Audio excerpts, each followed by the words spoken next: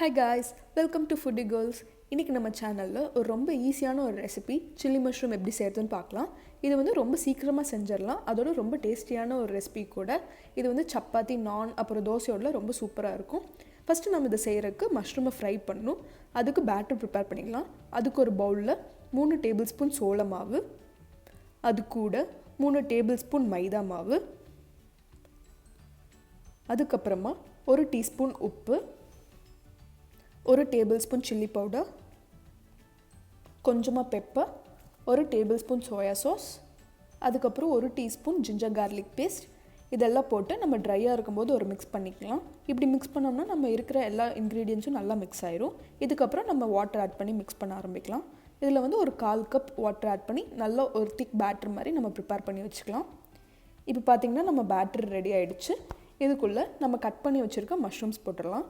நான் இங்கே வந்து 200 கிராம்ஸ் மஷ்ரூம் எடுத்து அதை நல்லா கழுவி இப்படி சின்ன சின்ன பீசஸாக கட் பண்ணி வச்சுருக்கேன்.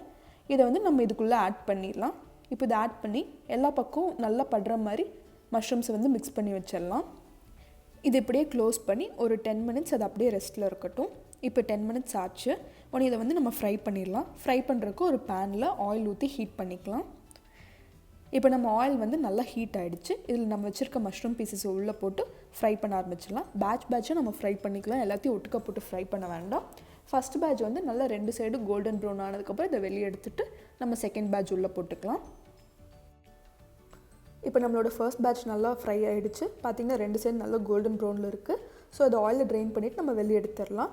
அதுக்கப்புறம் நம்மக்கிட்ட இருக்க நெக்ஸ்ட் பேட்சஸையும் அதே மாதிரி உள்ளே போட்டு நல்லா ஃப்ரை பண்ணி எடுத்துடலாம். நம்ம இந்த மாதிரி எல்லா பீஸஸையும் ஃப்ரை பண்ணி எடுத்ததுக்கப்புறம் நம்ம சாஸ் ப்ரிப்பேர் பண்ண ஆரம்பிச்சிடலாம். இப்போ நம்ம எல்லா பீஸையும் ஃப்ரை பண்ணியாச்சு. நெக்ஸ்ட் நம்ம சாஸ் ப்ரிப்பேர் பண்ணுறதுக்கு ஒரு பேனில் 3 டேபிள் ஸ்பூன் ஆயில் ஹீட் பண்ணிடலாம். ஆயில் நல்லா ஹீட் ஆனதும் அதில் நம்ம வெட்டி வச்சுருக்க 3 பல் பூண்டு அப்புறம் 2 பச்சை மிளகா உள்ளே ஆட் பண்ணி வதக்கி விட்டுறலாம். அதுக்கப்புறம் ஒரு மீடியம் சைஸ் பெரிய வெங்காயத்தை இந்த மாதிரி சின்ன சின்னதாக வெட்டி வச்சுருக்கேன். அதையும் உள்ளே ஆட் பண்ணி வதக்கி விட்டுக்கலாம். வெங்காயம் வந்து ரொம்ப வேகணும்னு அவசியம் இல்லை. ஒரு அளவுக்கு கண்ணாடி மாதிரி ஆனால் போதும். ரொம்ப வதக்குனா அது நல்லா இருக்காது. இதுக்கப்புறம் ஒரு கேப்சிகம் வந்து மீடியம் சைஸ் பீசஸாக கட் பண்ணி வச்சுருக்கேன். அது உள்ளே போட்டு நல்லா சாட் பண்ணிக்கலாம். இப்போ நம்ம வந்து சாஸஸில் உள்ளே ஆட் பண்ண ஆரம்பிச்சிடலாம். 1 table spoon soya sauce, 1 table spoon tomato ketchup, 2 table spoon green chilli sauce, அப்புறம் கடைசியாக 1 டீஸ்பூன் வினிகர் உள்ளே ஆட் பண்ணி நல்லா மிக்ஸ் பண்ணிடலாம். நீங்கள் வந்து ட்ரையாக வேணும்னு நினச்சிங்கன்னா இந்த ஸ்டேஜ்லேயே நம்ம ஃப்ரை பண்ணி வச்சுருக்க மஷ்ரூம்ஸ் உள்ளே ஆட் பண்ணி மிக்ஸ் பண்ணிக்கலாம். இல்லை செமி கிரேவியாக வேணும்னா 1 டேபிள் ஸ்பூன் கார்ன்ஃப்ளவர் மாவு எடுத்து அதில் ஒரு 1/4 கப் தண்ணி ஆட் பண்ணி நல்லா மிக்ஸ் பண்ணிக்கலாம். மிக்ஸ் பண்ணி அந்த மிக்சரை இதுக்குள்ளே ஊற்றி நம்ம வந்து இதை கொதிக்க விடலாம். நம்ம எதுக்காக இப்படி பண்ணுறோன்னா கார்ன்ஸ்லரி வந்து நம்ம சாஸை நல்லா திக்கன் பண்ணும். அதுக்காகத்தான் இந்த கார்ன்ஸ்லரி யூஸ் பண்ணுறோம். நீங்கள் வந்து இன்னும் கிரேவி டைப்பில் வேணும்னு நினச்சிங்கன்னா 1/4 கப் தண்ணிக்கு பதிலாக 1/2 கப் தண்ணி யூஸ் பண்ணிக்கோங்க. அப்போ நல்ல கிரேவி டைப்பில் கிடைக்கும். இது வந்து ஒரே ஒரு கொதி மட்டும் வரட்டும்.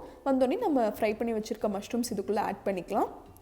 இப்போ இந்த மாதிரி ஒரு கொதி வந்தோடனையும் நம்ம ஃப்ரை பண்ணி வச்சுருக்க மஷ்ரூம்ஸ் எடுத்து இதில் ஆட் பண்ணி சாஸ் வந்து எல்லா சைடும் கோட்டாகிற மாதிரி நம்ம மிக்ஸ் பண்ணி விட்டுக்கலாம்.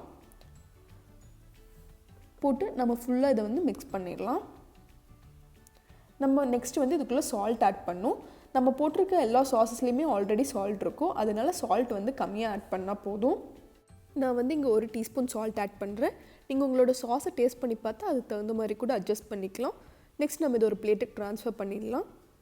இதை நான் கார்னிஷ் பண்ணுறதுக்கு ஸ்ப்ரிங் ஆனியன்ஸ் யூஸ் பண்ணுறேன். இந்த ரெசிபியை கண்டிப்பாக வீட்டில் ட்ரை பண்ணி பாருங்கள். இந்த வீடியோ உங்களுக்கு பிடிச்சிருந்தால் லைக் பண்ணுங்கள், ஷேர் பண்ணுங்கள், சப்ஸ்கிரைப் பண்ணுங்கள். Bye bye, have fun.